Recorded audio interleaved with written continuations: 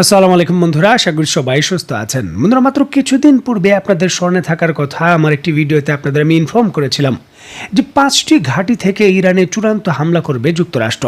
যে জিনিসটা নিশ্চিত করেছে ইরান, এই 5টি ঘাঁটির মধ্যে স্ক্রিনে নিশ্চয়ই আপনারা দেখতে পাচ্ছেন দিয়াগো গার্সিয়া, ভারত মহাসাগরের মাঝখানে অবস্থিত চাগোস দ্বীপপুঞ্জের সবথেকে বড় দ্বীপে যুক্তরাষ্ট্রের এই যে ঘাঁটিটি রয়েছে এটি হবে মূল আক্রমণের কেন্দ্রবিন্দু। দিয়াগো গার্সিয়া ব্রিটিশ সাম্রাজ্যের ভারতীয় মহাসাগরের যে তাদের বিদেশী অঞ্চল রয়েছে তার অংশ। এই দ্বীপে যুক্তরাষ্ট্র একটি গুরুত্বপূর্ণ সামরিক ঘাঁটি তৈরি করেছে, যেটা 1970 সালে যুক্তরাষ্ট্রের সঙ্গে একটি যে মিউচুয়াল আন্ডারস্ট্যান্ডিং এর চুক্তি রয়েছে তার অধীনে পরিচালিত হয়। ভৌগোলিক অবস্থানের দিক থেকে বিবেচনা করলে এই দ্বীপ থেকে দক্ষিণ এশিয়া, মধ্যপ্রাচ্য এবং আফ্রিকা এই 3 জায়গায় আক্রমণ করা সম্ভব। ভারতের যে দক্ষিণ পশ্চিমের সীমান্ত রয়েছে সেখান থেকে 1800 কিলোমিটার দূরে এবং মালদ্বীপের দক্ষিণে 1600 কিলোমিটার দূরে এই দ্বীপের অবস্থান। দ্বীপটির আয়তন 30 বর্গ কিলোমিটার। এই দ্বীপটি মধ্যপ্রাচ্য থেকে 3200 কিলোমিটার দূরে, দক্ষিণ এশিয়া থেকে 1800 কিলোমিটার দূরে এবং পূর্ব আফ্রিকা থেকে 2500 কিলোমিটার দূরে। আর এই সকল কিছুর জন্যই এই দূরত্ব শত্রুর যে কোনো আক্রমণ থেকে এই দ্বীপটিকে নিরাপত্তা দেয়, যার জন্য এই দ্বীপের ভেতর সামরিক অবকাঠামো তৈরির জন্য যুক্তরাষ্ট্র বিলিয়ন বিলিয়ন ডলার খরচ করেছে। এই ঘাঁটিটির যে রানওয়ে রয়েছে সেই রানওয়ের দৈর্ঘ্য 3658 মিটার বা 12,000 ফুট, যেটা বর্তমান পৃথিবীর অন্যতম দীর্ঘতম রানওয়ে। এত বড় রানওয়ে হওয়ার কারণে পৃথিবীর এমন কোনো যুদ্ধ বিমান বা কার্গো বিমান নেই এই রানওয়েতে ল্যান্ড করতে না পারে এবং 24 ঘন্টায় এটা পরিচালনা করা যায়। এছাড়াও এই দ্বীপটির যে প্রধান বন্দর রয়েছে সেটার ড্রাফট হলো 25 মিটার। আর এর জন্য এখানে পৃথিবীর যে কোনো যুদ্ধ জাহাজ থেকে শুরু করে বিমানবাহী রণতরীও নোঙর করতে পারে। একটানা দীর্ঘ 6 মাস যাতে শত্রুর বিরুদ্ধে যুক্তরাষ্ট্রের যুদ্ধ জাহাজ এবং যুদ্ধ বিমানগুলো লড়াই করতে পারে, কোনো ধরনের জ্বালানি সংকট না হয় সেটা নিশ্চিত করার জন্য এই দ্বীপের ভেতর বিশাল পরিমাণে জ্বালানি মজুদের যে ব্যবস্থা সেটা যুক্তরাষ্ট্র তৈরি করেছে। 6 মাস সেখান থেকে তাদের যুদ্ধ বিমান এবং যুদ্ধ জাহাজগুলো তেল সাপ্লাই পাবে, কোনো অসুবিধা হবে না। দেখুন, এত সুযোগ সুবিধা থাকার পরও এই বিমান ঘাঁটিটি যুক্তরাষ্ট্রের একটি ফরওয়ার্ড মিলিটারি বেস, এটি কিন্তু স্থায়ী কোনো বেস নয়। মানে এই জায়গায় যুদ্ধ বিমান সব সময় থাকে না। যুক্তরাষ্ট্র যখন কোনো দেশে আক্রমণ করবে বা আক্রমণ করার প্রস্তুতি নেয় তখনই এই ঘাঁটিটিতে তারা যুদ্ধ বিমান আনে। B-1 ল্যান্সার, B-2 বম্বার বা B-52 বম্বারের মতো শক্তিশালী যুদ্ধ বিমানগুলো যখন তারা আক্রমণ করবে তখনই কিন্তু এই ঘাঁটিটিতে আনে। পূর্ব ইতিহাস থেকে কিন্তু এমনটা বোঝা যায়। দেখুন, যখন আফগানিস্তানে আক্রমণ হবে এবং ইরাকে আক্রমণ হবে তখন এই ঘাঁটিগুলোতে এই ফরওয়ার্ড বেজে যুদ্ধ বিমানগুলো এসেছিল। তারপর দীর্ঘ সময় ধরে এটা অনেকটা খালি ছিল, কোনো যুদ্ধ বিমান আনা হয়নি। তবে রিসেন্টলি ইরানে আক্রমণ করার জন্য আবার যুক্তরাষ্ট্র এই ফরওয়ার্ড বেজে বিপুল পরিমাণের বম্বার আনছে।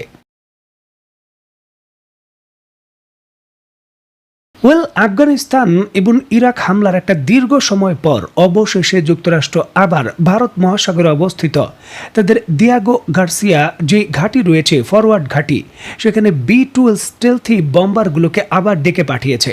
স্ক্রিন নিশ্চয়ই আপনারা দেখতে পাচ্ছেন বর্তমান পৃথিবীর অন্যতম বড় সংবাদ মাধ্যম জাপানের সংবাদ মাধ্যম দ্য ইউরেশিয়ান টাইমস এই বিষয়ে একটি পূর্ণাঙ্গ রিপোর্ট প্রকাশ করেছে যে অন্তত 4টি B-2 যে স্টেলথি বম্বার রয়েছে সেটা দিয়াগো গার্সিয়া পৌঁছে গেছে এবং সেটাকে কেন্দ্র করে এখন কৌশলগত পরিকল্পনা করা হচ্ছে এই যুদ্ধ বিমান ইরানের বিরুদ্ধে কি করে ব্যবহার করা হবে। আর যুক্তরাষ্ট্র এই বিষয়টি কিন্তু লুকোচুরিও করেনি। সাধারণত যুক্তরাষ্ট্র তার এই ধরনের মুভমেন্ট সম্পর্কে সম্পূর্ণ নীরবতা অবলম্বন করে। তবে এবার নিশ্চয়ই আপনি দেখতে পাচ্ছেন যখন যুক্তরাষ্ট্রের ক্যালিফোর্নিয়া থেকে এই যুদ্ধ বিমানগুলো তার লক্ষ্য দিয়াগো গার্সিয়ার দিকে উড্ডয়ন করেছে, তার ভিডিও প্রকাশ করেছে যুক্তরাষ্ট্র। ইরানের সুপ্রিম লিডার আয়াতুল্লাহ খামেনিকে 2 মাসের আলটিমেটাম দিয়ে ডোনাল্ড ট্রাম্প যে হুমকি দিয়েছে যে পরমাণু কার্যক্রম বন্ধ না করলে হামলা করব, সেই সিদ্ধান্তে যুক্তরাষ্ট্র যে অটল এবং তারা খুবই সিরিয়াস সেটা প্রমাণ করার জন্যই তারা এই মুভমেন্টগুলো করছে এবং এই ভিডিও প্রকাশ করেছে। এই যুদ্ধ বিমানটি সম্পর্কে যদি আপনাদের আমি ছোট করে বলি, B2 স্পিরিট এটি যুক্তরাষ্ট্রের বিখ্যাত কোম্পানি নর্থপ গ্রুপম্যান তৈরি করেছে। 1989 সালে সর্বপ্রথম এটা তার টেস্ট ফ্লাইট করে 1997 সালে পরবর্তী সময়ে এটি যুক্তরাষ্ট্রের বিমান বাহিনীতে যোগ দেয়। যুক্তরাষ্ট্র এই ধরনের মোট 21টি যুদ্ধ বিমান তৈরি করেছে, যার মধ্যে বর্তমানে 20টি সক্রিয় রয়েছে। যুক্তরাষ্ট্রের দাবি অনুসারে এই যুদ্ধ বিমানগুলো সম্পূর্ণভাবে স্টেলথি। রাশিয়ার JAS-400 এবং S-300 এর আকাশ প্রতিরক্ষা ব্যবস্থা সেটা এটাকে শনাক্ত করতে পারবে না, যদিও বাস্তবতা ভিন্ন কথা বলে। যাই হোক, এই যুদ্ধ বিমানটি যে পেলোড সক্ষমতা সেটা 18,140 কেজির উপরে বা 40,000 পাউন্ডের মতো। যদি 500 পাউন্ডের বোমা হয় তাহলে 80টি বোমা বহন করতে পারবে, আর যদি প্রায় 2000 পাউন্ডের বোমা হয় তাহলে 16টি বোমা বহন করতে পারবে, আর যদি পরমাণু বোমা হয় তাহলে 8টি পরমাণু বোমা বহন করতে পারবে। দেখুন, যদি এর রেঞ্জের সক্ষমতা বলি তাহলে একবার সম্পূর্ণ রিফিলিং করে বা একবার জ্বালানি নিয়ে এটি 11,100 কিলোমিটারের পথ পাড়ি দিতে পারে। আর যদি আপনি রিফিলিং এর সুবিধা রাখেন তাহলে বিশ্বের যে কোনো প্রান্তে এটা পৌঁছতে পারে, আবার সেখান থেকে ফিরে আসতেও পারে। একক ফ্লাইটে বিশ্বের দীর্ঘতম যে মিশন রয়েছে সেটা পরিচালনার রেকর্ড রয়েছে এই যুদ্ধ বিমানের। যুক্তরাষ্ট্র থেকে উড্ডয়ন করে আফগানিস্তানে বম্বিং করে আবার আফগানিস্তান থেকে যুক্তরাষ্ট্রে ফিরে গেছে। একবারের জন্য তারা মাটিতে ল্যান্ড করেনি, এই রেকর্ড রয়েছে। প্রায় 50,000 ফিট উপর দিয়ে সাবসনিক গতি, মানে ঘন্টায় 900 কিলোমিটার গতিবেগে এই যুদ্ধ বিমানটি ছুটতে পারে এবং এটা পরিচালনার জন্য 2 জন ক্রুর প্রয়োজন হয়। এই যুদ্ধ বিমানটি শক্তিশালী প্ল্যাটফর্ম হিসাবে যে কোনো যুদ্ধের মোড় ঘুরিয়ে দিতে পারে, সামরিক বিশেষজ্ঞরা স্বীকার করেন। যাই হোক, এই যুদ্ধ বিমানটি এখন ইরানে আক্রমণের জন্য বলেন বা ইরানকে ভয় দেখানোর জন্যই বলেন, সেটা দিয়াগো গার্সিয়াতে পৌঁছে গেছে এবং 2-1 দিনের ভেতরে আমরা দেখব যে ইরানের উপকূলে এটা টহল দিচ্ছে। যুক্তরাষ্ট্র পৃথিবীর সবথেকে শক্তিশালী যেই বোমারু বিমান রয়েছে B2 সেটা নিয়ে এসেছে ইরানের উপকূলের কাছে হামলার জন্য। যে 2 মাসের ডেডলাইন ইরানকে দেওয়া হয়েছিল সেটা চূড়ান্ত হুমকি ছিল এটা প্রমাণ করার জন্য এবং ইরানকে কৌশলগতভাবে চাপে রাখার জন্য।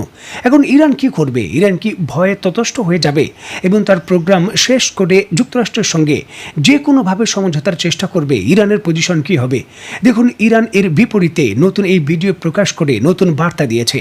এটি ইরানের আন্ডারগ্রাউন্ড নতুন মিসাইল সিটি, যেখানে ইরান তার লং রেঞ্জের যে সকল মিসাইল রয়েছে যেগুলোর রেঞ্জ হলো 4000 কিলোমিটারের কাছাকাছি বা 3000 কিলোমিটারের উপরে, সেই মিসাইলের বিশাল ভান্ডার তারা শো করেছে যুক্তরাষ্ট্রকে।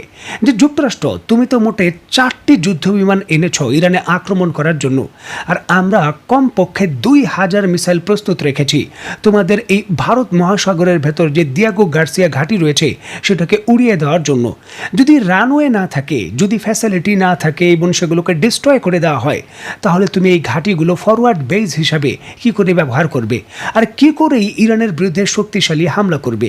সুতরাং প্রথম ধাক্কায় মাত্র তুমি 10 মিনিট থেকে সর্বোচ্চ 12 মিনিট সময় পাবে তোমার ঘাঁটিগুলোকে রক্ষা করার জন্য, যেটা তুমি পারবে না। কারণ এই দিয়াগো গার্সিয়ার ভেতর শক্তিশালী আকাশ প্রতিরক্ষা ব্যবস্থা বলতে তেমন কোনো কিছু নেই, আর যদি সেটা থাকেও সেটা প্রতিহত করতে পারবে না। ইসরায়েলের ভেতর 6 স্তরে যুক্তরাষ্ট্র বহু ধরনের আকাশ প্রতিরক্ষা ব্যবস্থা রেখেছিল। স্ক্রিনে আপনারা তার দৃশ্যগুলো দেখতে পাচ্ছেন, কোনোভাবে কিন্তু সেটা থামাতে পারেনি। সুতরাং নতুন করে ইরানের উপকূল থেকে ইরান যদি দিয়াগো গার্সিয়াতে আক্রমণ করে, তাহলে এই B2 বম্বার সহ যত যুদ্ধ বিমান রয়েছে সেখানেই সলিল সমাধি হবে, সেগুলোর কার্যকর হবে না। আর এর পাল্টা জবাব হিসেবেই কিন্তু ইরান তার যে দৃঢ়তা রয়েছে এবং তার অবস্থান যে শক্তিশালী রয়েছে সেটা প্রমাণ করার জন্যই নতুন এই ভিডিও প্রকাশ করলো। তোমরা উত্তেজনার পারদ এখন তুঙ্গে, 2 দেশই প্রস্তুত নিচ্ছে কৌশলগতভাবে একে অন্যের বিরুদ্ধে লড়াই করার জন্য। এখন দেখার বিষয় কোথাকার পানি কোথায় গিয়ে গড়ায়। তো বন্ধুরা, আজকের মতো বিদায়, নতুন কোনো ভিডিও নিয়ে আবার দেখা হবে। সেই পর্যন্ত সবাই ভালো থাকবেন, সুস্থ থাকবেন এবং বাংলাদেশকে ভালোবাসবেন। আল্লাহ হাফেজ।